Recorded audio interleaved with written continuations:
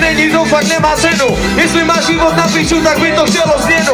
Těšíš se na nový den asi jako na choleru. Chci slyšet, já to zkusím, nechci slyšet, já to seru. Koukej, začíš doma, vynuluj ten tachometr. Přestaň konečně vnímat svůj život jako celou. Rozlíždi se kolem sebe jako na posledu. Říkáš, že jde naplno, jako bys tu byl naposledy. Rozdávám energii, kdykoliv jsem na pódiu.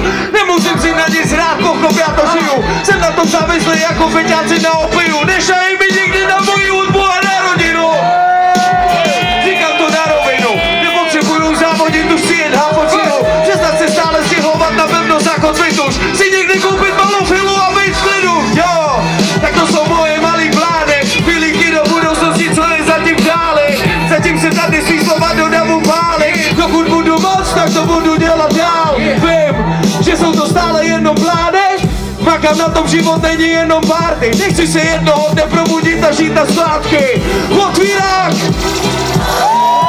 Některý lidi brdají budoucnost. Den co den, noc a noc, přeplňujou nos. Nechci kázat, no pro mě je to píčovina. Věřím sám sobě, jsem pány bez tvrdých krok a moc.